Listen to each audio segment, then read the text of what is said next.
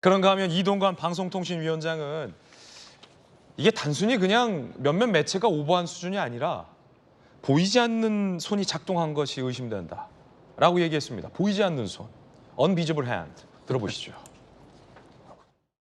저도 과거에 2007년에 그 대선 캠페인을 공보 관리를 했던 사람이기 때문에 그 경험에 비춰보면은 이 보이지 않는 손이 작동했다고 하는 의구심이 들 수밖에 없는 정황이죠. MBC 같은 경우 그 조모 씨라는 커피 증언을 했던 사람이 아니라고 얘기한 것이 드러났는데 그거를 무시하고 그냥 보도한 거 아닙니까? 그거는 사실은 언론의 본령에서 벗어난 일탈행위다. 이동관 방송통신위원장도 얘기했듯이 이 대장동 브로커 조모 씨는 JTBC 기자에게 윤석열 검사를 못 봤다.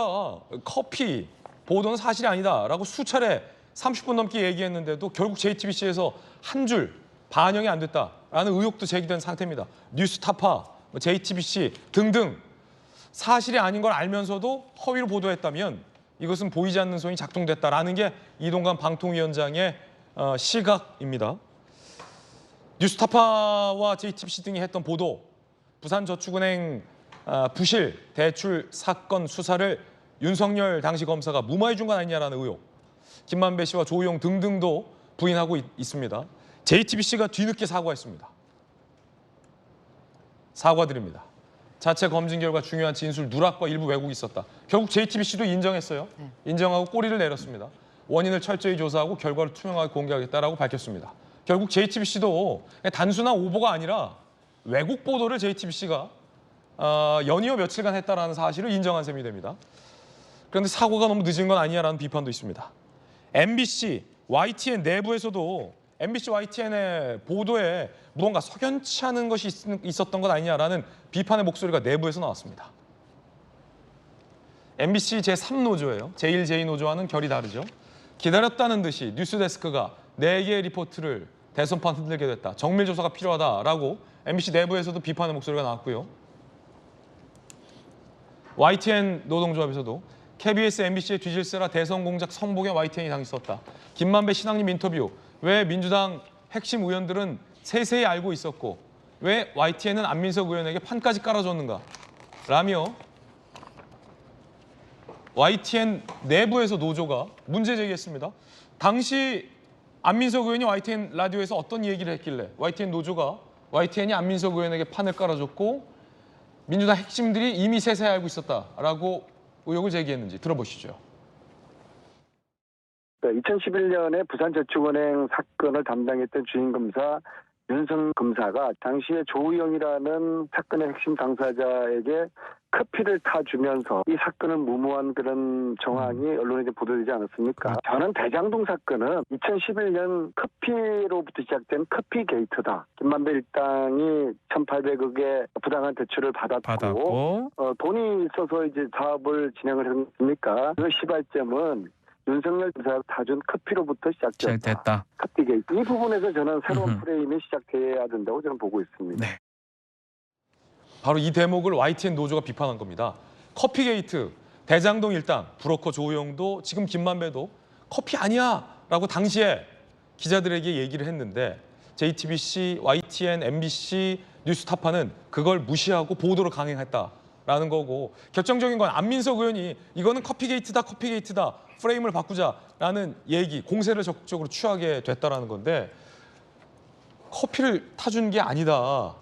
윤석열이 수사를 무마해 준 게 아니다라고 당시의 대장동 일당들도 저 매체들의 얘기를 했는데 어떻게 이게 민주당 안민석 의원까지 나서서 이건 커피게이트다라고 갔을까요? 그렇기 때문에 이게 민주당의 당시 이재명 대선 후보를 지키기 위해서 대장동 일당들도 모의를 할 수 있는 정황이 생긴 거고 그다음에 특정 민주당의 친화적인 언론사들이 거기에 같이 합세한 정황이 나오는 거고 거기에 민주당 의원들이 방송에 나와서 똑같은 이야기를 하는 거죠. 그러니까 이게 전체적인 판이 같이 굴러간다는 걸 볼 수가 있지 않습니까? 그래서 지금 우리 당에서는 이게 공작의 냄새가 짙게 난다라는 지금 문제 제기를 하고 있는 거고요. 물론 이건 검찰이 지금 수사를 이제 시작을 할 거기 때문에 허위 가짜 뉴스를 조작해서 인터뷰를 했다고 한다면 이건 굉장히 큰 사건이기 때문에 아마도 신앙림 씨라든지 김만배 씨를 추가로 압수수색을 하거나 조사를 해서 이 내용을 밝혀야 될 거라고 보고요. 지금 JTBC가 사과한 대목 아주 늦게 사과를 한 셈이 됐는데 JTBC도 인정을 한 거죠. 당시에 대장동 브로커가 JTBC에게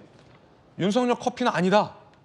그렇죠. 라고 얘기를 했는데 그게 일부러 왜곡이 됐고 누락됐다는 걸 JTBC가 인정하는 거죠. 그러니까 우리가 모든 언론은 다 공정할 거라고 생각하고 사실에 근거해서 팩트를 보도할 거라고 다 국민들은 믿고 있습니다.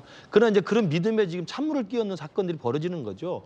지금 가장 큰 게 JTBC가 저렇게 사과까지 하는 건 뭐냐면 그때 당시에 담당 기자가 뭐 봉모 기자라고 하는데 이 기자라는 분이 실제로 당사자인 조호영 씨를 인터뷰를 했고 조호영 씨가 내가 윤석열 검사를 본 적이 없다. 커피 탔다는 장이 거짓말이다라고 수차례 이야기했음에도 불구하고 그 본인 당사자의 부인은 빼버리고 오히려 남욱한테 들었다는 진술을 자기는 더 신빙성 있게 봐서 정식으로 JTBC의 기자 리포트로 방송을 하는 겁니다. 그걸 계속 또 확산시키는 거거든요.